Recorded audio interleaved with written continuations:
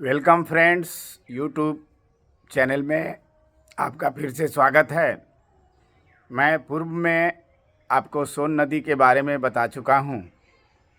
आज मैं आपको गंडक नदी के बारे में बताना चाह रहा हूँ। गंडक नदी नेपाल के धौलागिरी पर्वत श्रृंखला से निकलती है, जहाँ बर्फ़ का ग्लेशियर होता है। इस कारण ये गंडक नदी में सालों भर पानी उपलब्ध रहता है। नेपाल में इसे गंडकी या फिर नारायणी के नाम से जानते हैं। बिहार के पश्चिम चंपारण जिले के वाल्मीकि नगर में गंडक नदी पर एक बराज बना हुआ है और बराज से अप स्ट्रीम में, जैसा कि आपको मैं बताया हूँ, अप स्ट्रीम उसे कहते हैं जब धारा के आप विपरीत चलते हैं। तो अप स्ट्रीम में दो नदियाँ और आकर के इसमें मिलती हैं, जिसका नाम तमसा है और सोनहर है। इन तीनों नदियाँ जिस स्थान पर मिलती है वह नेपाल में पड़ता है, जिस कारण से नेपाल में उसे त्रिवेणी कहते हैं। और यह त्रिवेणी जो स्थल है वो बड़ा ही नेपाल का प्रमुख तीर्थ स्थल है। मैं कई बार वहाँ पर गया हूँ, वहाँ पोस्टिंग थी हमारी, तो वहाँ मैं त्रिवेणी में स्नान भी किया हूँ। और गंडक नदी पर जो बराज बना हुआ है उसमें कुल 36 गेट हैं। 18 गेट नेपाल में और 18 गेट भारत के अधीन है।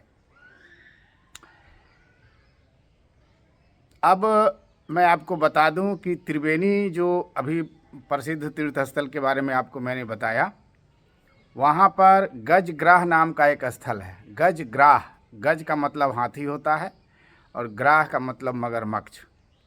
पुराणों में कथा में वर्णित है कि गजग्राह नामक स्थल से हाथी और मगरमच्छ की लड़ाई जो है शुरू हुई और लड़ते लड़ते यह लड़ाई जो है हाजीपुर तक गई। हाजीपुर में गज ने विष्णु भगवान को पुकारा तो वहाँ पर मगरमच्छ का वध किया गया श्री विष्णु ने। इसे हरिहर क्षेत्र कहते हैं और यहाँ लगातार मेला लगता है। गंडक बराज के दोनों तरफ से नहर निकलती है, दोनों तरफ से नहर निकलती है, जिसमें मुख्य तिरहुत नहर और मुख्य पश्चिमी नहर कहा जाता है। मुख्य तिरहुत नहर जो है वो पश्चिम चंपारण, पूर्वी चंपारण, मुजफ्फरपुर जिलों में सिंचाई करते हुए आकर के पुनः वो नहर जो है गंगा में टेल एंड उसका मिल जाता है। और मुख्य पश्चिमी नहर जो है वो पहले उत्तर प्रदेश में सिंचाई करती है, फिर इसके बाद सारण, गोपालगंज, सिवान में सिंचाई करते हुए वो भी पुनः उसका टेल एंड गंगा में मिल जाता है। अब मैं आपको एक चित्र दिखाऊंगा, चित्र के माध्यम से और गंडक के बारे में आपको जानकारी दूंगा।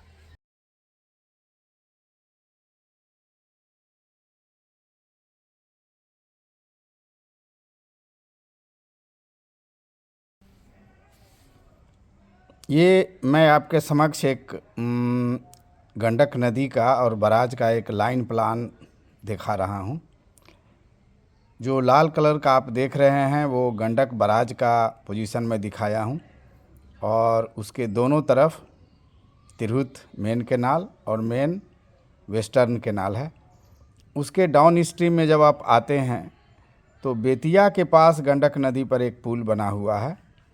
फिर जब और नीचे आते हैं तो NH-57 फोर लेन का भी एक ब्रिज फिर आपको मिलता है और अंत में आपको हाजीपुर के पास एक ब्रिज मिलता है और अंततः यह नदी जो है गंगा नदी में मिल जाती है। इसके बाद मैं आपके इसके उद्गम को एक और चित्र से दिखाता हूँ। आशा है मित्रों, गंडक नदी के बारे में मैंने जो आपको बताया वो बहुत ही अच्छा लगा होगा। मैं कोशिश यही कर रहा हूँ कि आम जन को नदियों के बारे में बताऊं, उस नदी पर क्या बना हुआ है, बांध बना हुआ है, बराज बना हुआ है, कहाँ से नहर निकला हुआ है। कोशिश कर रहा हूँ कि आम जन को इसकी जानकारी मिले और वो लाभान्वित हो।